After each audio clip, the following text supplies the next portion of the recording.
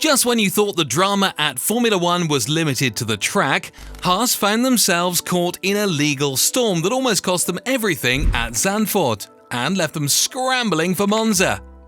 Picture this, fresh off the Dutch Grand Prix, the team was blindsided by a court order that nearly prevented them from racing. Dutch bailiffs acting on behalf of their former sponsor, Uralkali, seized Haas's cars and equipment, threatening to leave the team stranded and unable to compete. This wasn't just a minor hiccup. Haas was on the brink of missing Monza altogether, racing against time to resolve the legal chaos. What triggered this?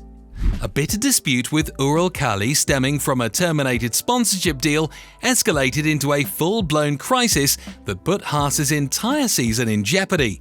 And believe it or not, this isn't the only legal drama swirling around Formula 1 right now. Check out the links in the description for more on the explosive battle between Andretti and Liberty Media. But first, stay with us as we unravel the legal drama that nearly derailed Haas's season and explore what this means for their future in Formula 1. Haas Racing has been battling to stay relevant in Formula 1's fiercely competitive midfield, but 2024 brought challenges they could never have anticipated. Challenges that nearly pushed them off the grid entirely. While the team has been fighting tooth and nail on the track, an off-track battle was brewing, one that would shake their season to its core. It all comes down to a bitter dispute with their former title sponsor, Uralkali, a relationship that started with promise but quickly turned sour. Uralkali is owned by Dmitry Mazepin, a Russian oligarch with close ties to Vladimir Putin. When Russia invaded Ukraine, Haas made the tough call to sever ties with Uralkali and their driver Nikita Mazepin, Dmitry's son. Uralkali wasn't going to let go without a fight, and that's where our story begins. Before we dive into the details, if you're enjoying this deep dive into the behind-the-scenes drama of Formula 1, make sure to hit that subscribe button and turn on notifications so you never miss an update. We're always bringing you the latest and most intriguing stories from the world of motorsport. Let's rewind to 2021.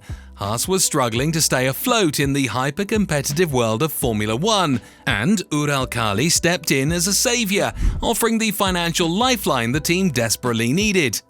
The deal wasn't just about money, it was a chance for Haas to claw back some of the competitiveness they'd lost over the years.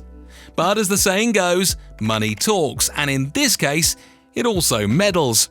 Dmitry Mazepin frequently used his financial influence to interfere with team decisions and strategy. Whether it was pushing for specific car developments or ensuring his son Nikita got favorable treatment on race day, Mazepin Sr. made it clear that his money came with strings attached.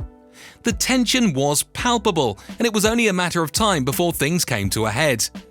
Then came the geopolitical shockwave. When Russia invaded Ukraine, Haas had no choice but to cut ties with Uralkali. The decision was swift, necessary, and aligned with global sanctions, but it also triggered a financial and legal nightmare that Haas couldn't have anticipated. What do you think about the relationship between Haas and Uralkali? Was it doomed from the start, or did external factors push it over the edge? Drop your thoughts in the comments below. We'd love to hear your take on this complex situation. As the dust settled from the sponsorship fallout, Haas thought the worst was behind them. They were wrong. The team arrived at Zandvoort for the Dutch Grand Prix, ready to focus on the race. But then the bombshell dropped. Dutch bailiffs enforcing a court ruling in favor of Uralkali stormed into the paddock and seized Haas's cars and equipment. The team was blindsided, their assets effectively held hostage just hours before they were set to hit the track. The stakes couldn't have been higher.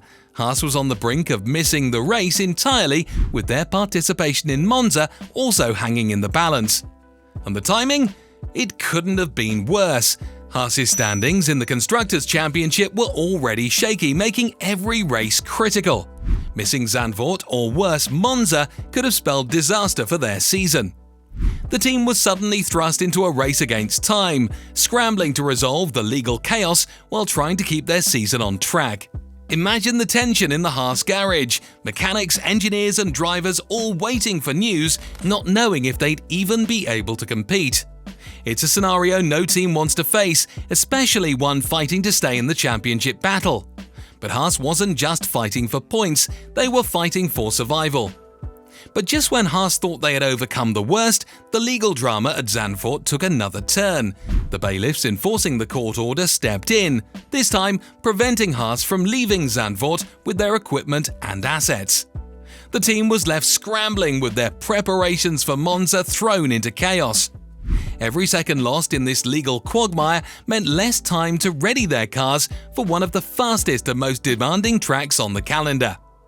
The stakes couldn't have been higher. With their position in the constructors' standings hanging by a thread, Haas was on the edge, and any setback could prove disastrous. Monza isn't just a race, it's a high-speed, high-stakes battle that demands perfection. The pressure on Haas is immense. Could they pull it together in time? Could they deliver under such intense scrutiny?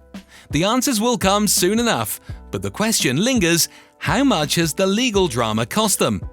Haas Racing's battle with Uralkali underscores the unpredictable and brutal nature of Formula One, where off-track issues can have just as much impact as what happens on the circuit. The team's ability to navigate this legal storm and still make it to the grid is a testament to their resilience. But the scars of this battle could linger long after the season ends. As Haas fights to stay in the midfield, every race from here on out is critical. The challenges they faced at Zandvoort and Monza highlight just how precarious their situation is, with any further disruptions potentially derailing their season. But beyond Haas, this situation raises bigger questions for the sport as a whole. What does this mean for the future of sponsor vetting and the integrity of the teams? Should Formula One tighten its regulations to prevent such conflicts from derailing team seasons? The Uralkali saga might just be the wake-up call the sport needs to reassess how it handles sponsorship deals, especially when politics and global events come into play. The road ahead is uncertain, but one thing is clear: this season will be one of the most challenging in Haas's history. If you're as intrigued by these off-track dramas as we are, be sure to hit the like button, subscribe, and let us know in the comments. Can Haas bounce back from this, or is it the beginning of the end? And what do you think F1 should do to protect teams from similar crises in the future? Stay tuned for more as we continue to follow the twists and turns of Formula One's most unpredictable season yet.